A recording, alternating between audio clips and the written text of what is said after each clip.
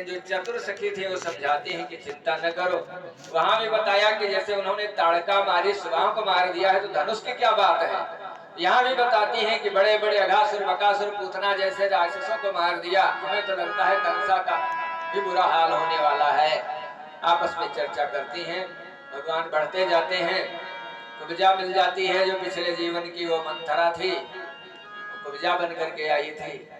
भगवान ने देखा कि जा रही थी, आवाज दिया, हे सुंदरी। तो देखा टेढ़ी मेढ़ी थी, तो बड़ा नाराज हुई कि तुम भी मेरा व्यंग उड़ा रहे हो। इस नगर भर के लोग व्यंग मारते हैं, कुबड़ी कुबड़ी कहते हैं, तो मुझे सुंदरी करके व्यंग मार रहे हो। मैं सुंदरी कहाँ हूं, मैं तो कुबड़ी हूँ। अरे कहा नहीं, आपसे ज्यादा सुंदर कौन हो सकता है। तो बड़ा क्रोधित हुई, उल्टा सीधा कहा। तो भगवान ने कहा, देखो हम तुम्हारे भीतर वाले को देखते हैं, शरीर को नहीं देखते। आपके भीतर का कितना सुंदर है, आपका मन कितना सुंदर है, आपकी आदत कितना सुंदर है। शरीर तो नासवान है, आज है कल नहीं रहेगा। शरीर की सुंदरता से आदमी को नहीं आंकना चाहिए, आदमी के भीतर वाले को देखना चाहिए। तो बड़ा प्रभावित हो गई और अपने प्रभु को पहचान लिया उसने। अंदर से तो भक्त थी भगवान की, भय के मारे वो चंदन लगाने कंस दरबार में जाया करती थी। कहा, क्या मुझे चंदन नहीं लगाओगी। कहा, आज का चंदन आपको ही लगेगा प्रभु, ये चंदन तो मैं ले जा रही थी राज दरबार के लिए, लेकिन अब आप मिल गए, अब इस चंदन पर आपका अधिकार है। इसलिए भगवान को चंदन लगाती है, दोनों भैयों को।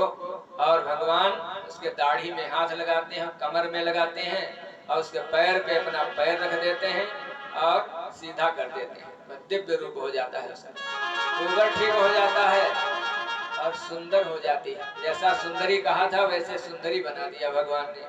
तो भगवान के सानिध्य में जो पहुंच गया वो तो वैसे सुंदर हो जाता है। भगवान तो सुंदर है ही, लेकिन भगवान, आपको सुंदर बनना है तो भगवान को पल्ला पकड़िए। आप मेकअप में सुंदर बनना चाहते हैं, उससे सुंदर नहीं होंगे, क्षणिक सुंदर होंगे।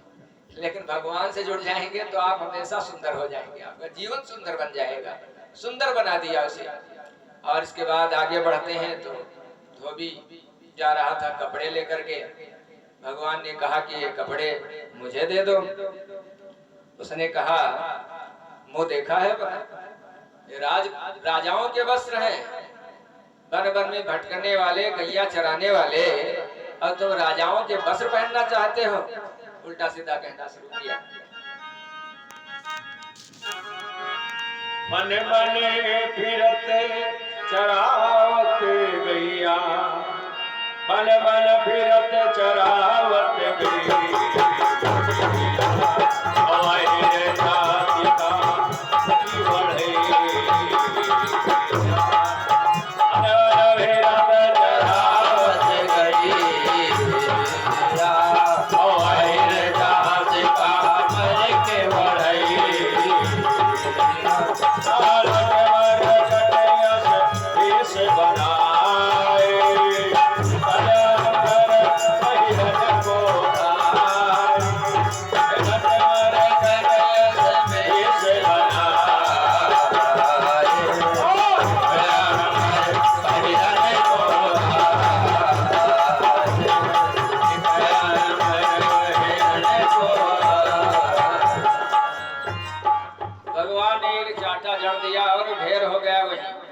मार के समाप्त कर दिया। शराब की नशे में धुत था और अपने राजा का गुणगान कर रहा था, इसलिए उसे मार के समाप्त कर दिया। और कपड़े सब दे दिए ग्वाल बालों को पहनने के लिए। ग्वाल बाल बेचारे राजाओं के कपड़े पहनना क्या जाने, तो जैसे तैसे पहनते थे जो भी कपड़े उनको मिलते थे। लेकिन जब राजाओं के कपड़े मिले तो कहाँ कौन कपड़ा पहना जाता है समझ में नहीं आया। पैजामा उठा के खोपड़ी में डाल लिया, कुर्ता पैर में डाल लिया, सब कार्टून बन बन करके खड़े हो गए। तो भगवान ने कहा वैसे काम चलने वाला नहीं, कपड़ा सबके फिटिंग का है भी नहीं। इसलिए दर्जी के पास गए, कहा भाई ये कपड़े फिटिंग में बना दो सबके, और सबके फिटिंग में बना करके सबको बढ़िया राजा बना दिया। सब राजकुमार बन गए, जितने ग्वाल बाल थे सब राजकुमार बन करके घूम रहे थे भगवान के साथ। और आगे बढ़ते गए, रंगभूमि में पहुंच गए, वहां पहरा लगा हुआ था। और जैसे प्रवेश करना चाहा, पहरेदार ने रोक दिया तुरंत, खबरदार आप अंदर नहीं जा सकते हैं। तो श्री रामा आगे अपनी लाठी लेकर के गए थे, सब ग्वाल बाल लाठी ले लेकर के गए थे कि कहीं गड़बड़ सड़बड़ हुआ तो हम लोग लाठी से मार मार करके दुष्टों को समाप्त कर देंगे। दामा ने उत्तर दिया, सीधे सीधे बोल, वरना लाठी ये कहीं देगी खोपड़ी खोल, देगी खोपड़ी खोल। अरे सीधे नहीं बोल सकता है क्या? सीधे सीधे बोल रहे, लाठी देख रहा है लेकिन कहीं लाठी में तेरी खोपड़ी के फाके बन जाएंगे। और फिर वही युद्ध शुरू हो गया। वो दुष्ट मानने वाले कहाँ थे? वो सोच रहे थे बाल बाल क्या कर पाएंगे हमारा, लेकिन कन्हैया साथ में थे। सब सैनिकों को मार करके वहीं ढेर कर दिया और धनुषशाला में प्रवेश कर जाते हैं। वहाँ धनुष यज्ञ देखते हैं और धनुष को वहीं आजमाने लगते हैं और आजमा करके वहीं तोड़ देते हैं। जैसे वहाँ भगवान राम ने तोड़ा था, वैसे यहाँ कन्हैया ने भी उस धनुष को तोड़ के समाप्त कर दिया। और यह खबर पहुंच गई कंस तक कि धनुष टूट गया, सारे वहां रक्षक मार दिए गए। तो घबराया कंस, उसने कहा कि बचने न पाए, घेर लो उनको।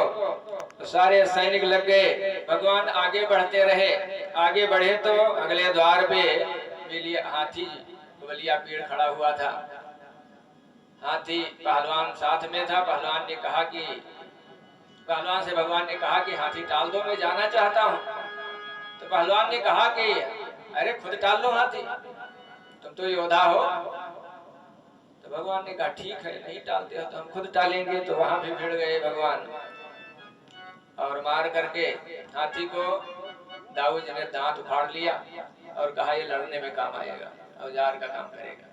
हाथी का दांत लेकर के चल पड़े। दोनों दांत उखाड़ कर गज का संघार, और ड्योढ़ी से आगे बढ़े यादवपति असुरारी, यादवपति असुरारी। और आगे जब बढ़ते हैं तो मुष्टि और